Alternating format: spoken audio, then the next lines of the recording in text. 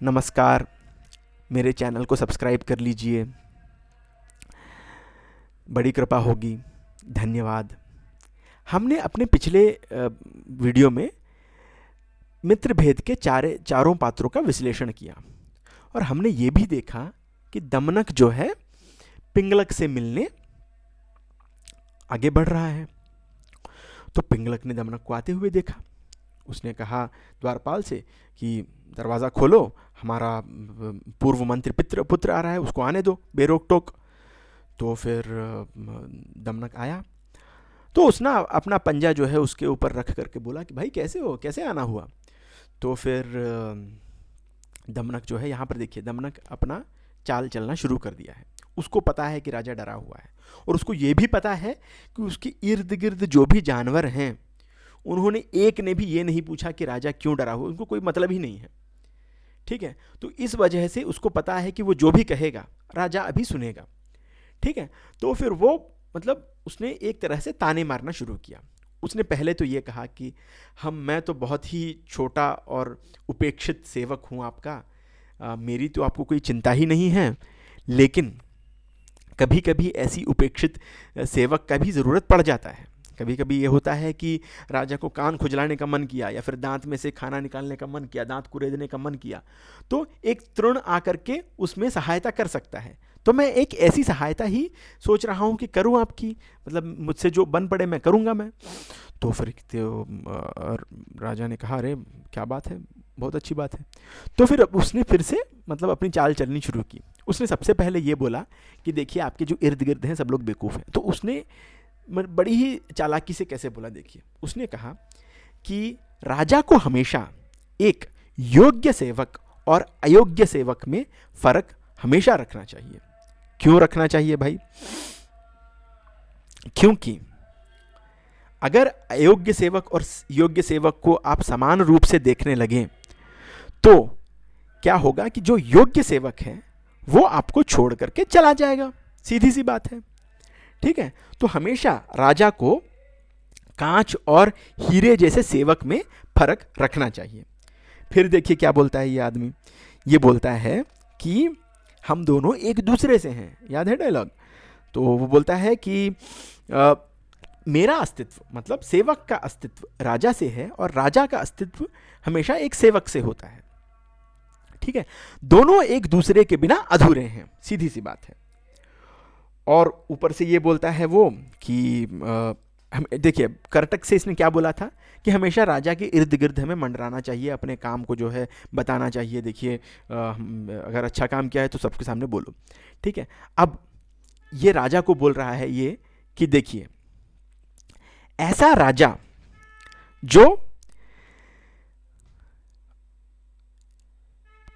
गुणग्राही ना हो, जो जैसे कोई सेवक है, कोई वो सेवक ने अच्छा सा काम किया लेकिन शर्म से वो काम को अगर नहीं बता पा रहा है तो राजा को देखना चाहिए कि समझना चाहिए कि उसने अच्छा काम किया है और उसके उपयुक्त एक पुरस्कार उसको ज़रूर देना चाहिए, उसको सराहना करनी चाहिए उसको।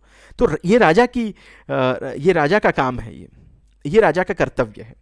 ठीक है, और फिर ये बोला कि ऐसा सेवक जो युद्ध का नगाड़ा बजते ही एकदम खुश होकर के प्रसन्न हो जाए, जैसे एक नया प्रोजेक्ट अनाउंस हुआ तो एकदम जो एम्प्लॉय बोले कि हाँ यार इस पर काम करने में मजा आएगा, तो वो एक अच्छा सेवक है। ठीक है, तो ये ऐसी बातें वो करने लगा, समर्थ और असमर्थ सेवक इस तरह। तो फिर राजा को लगा कि हाँ भाई तुम समझ रहे हैं, तुम्हारी बात को समझ गए कि भाई मतलब तुम्हारी समर्थता और असमर्थता के बारे में बाद में बात करेंगे, पहले ये बताओ कि तुम आए क्यों हो यहाँ पर। तो फिर दमनक बोला कि देखिए मैं आया तो हूँ लेकिन मैं सबके सामने नहीं बोलूँगा क्यों आया हूँ। तो फिर राजा बोला अच्छा क्यों, क्या मतलब बोलो क्या बात है। तो फिर दमनक बोला कि आपको तो पता ही है कि षट्कर्णो भिंजते मंत्र चतुष्कर्ण स्थिरो भवेत तस्मात् सर्व प्रयत्नेन षट्कर्ण वर्जयेत सुधी। तो फिर आपको तो पता ही है कि जो ऐसी गुप्त बात जो 6 कानों में चली जाए वो गुप्त बात नहीं रह जाती है। तो हमेशा गुप्त बात हमेशा 2 लोगों के बीच में होनी चाहिए, कभी भी तीसरा व्यक्ति नहीं आना चाहिए इसमें। ठीक है, तो फिर ये सब लोग जानवर चले गए। तो फिर बोला कि भाई आप राजा जी आप आए थे यहाँ पानी पीने और आप बिना पानी पिए चले गए। तो माजरा क्या है, क्या बात है, आप ऐसे क्यों चले गए? तो फिर ये राजा बोला यार कुछ नहीं है, ऐसे ही, अरे कुछ नहीं है। तो फिर दमनक बोला नहीं नहीं आप बताइए, मतलब आपको बताना चाहिए, यानी कुछ कुछ कुछ बातें कुछ कुछ लोगों से बताने में कोई हर्ज नहीं है। तो राजा भी सोचा कि हाँ यार, मतलब ऐसी बातें जो कि जैसे अपना जैसे घनिष्ठ मित्र हो, या फिर सहधर्मचारिणी हो, वफादार बीवी हो, या फिर आपकी जो है आपका गुणवान सेवक हो, या फिर ऐसा कोई राजा हो जो सद्भाव रखता है, जो आपकी बातों को समझता है, ऐसा कोई राजा या स्वामी हो, उससे बातें छुपाने की ज़रूरत नहीं है, उसके सामने हम खुल सकते हैं। तो फिर उसको अब देखिए उसको इन सब बातों का असर हुआ है उसके सर पर कि यार कोई ये नहीं आया मेरे पास पूछने, ये सियार आया है, इससे तो बताना चाहिए। तो फिर ये बोला कि भाई तुमको तो पता है कि मैं पानी पीने आया था, और तुम तो ये आवाज़ें सुन रहे हो, कितनी भयावह आवाज़ें हैं। तो फिर ये बोला कि हाँ हाँ मैं सुन रहा हूँ, उसमें क्या है।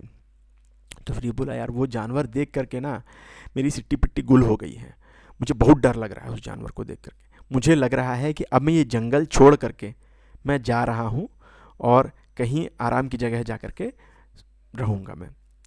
तो फिर दमनक मन ही मन हंसने लगा। उसने कहा भाई आप राजा हैं, आप बहुत बड़े राजा हैं, आपके आपके साथ पूरी खूंखार जानवरों की सेना है, और आप एक ऐसे जानवर से डर रहे हैं जो सिर्फ चिल्ला रहा है। ये तो वैसा ही हुआ कि वो जो गोमायु नामक सियार था, वो नगाड़ा बजते देख उसको लगा कि कोई जानवर है, और उसके अंदर उसने देखा मांस और ये जो है खून वून होगा उसमें, उसने लगा कि मज़ा आ गया, अब तो खाना मिल गया मुझे। लेकिन उसके अंदर देखा तो सिर्फ चमड़ी और लकड़ी थी, और उसको काटने में उसका दांत भी टूट गया। तो वही बात हो गई ना कि पूर्वमेव मया ज्ञातम पूर्णमेतद्धि मेधसा अनुप्रविश्य विज्ञातम तावत चर्म च दारुचा। मतलब दूर से मुझे लगा कि उसमें जो है सारा मांस और ये सब है, लेकिन पास गया तो कुछ नहीं था वहाँ पर। तो ये भी तो हो सकता है कि वो जानवर कुछ नहीं है, ऐसे ही छुटका सा कोई जानवर हो। तो फिर कहा कि अच्छा ये गोमायु ने क्या किया बताओ ठीक से। तो फिर इस गोमायु नामक सियार की कहानी हम लोग अगले एपिसोड में देखेंगे, ठीक है। तो धन्यवाद, अगले एपिसोड में मिलते हैं, धन्यवाद।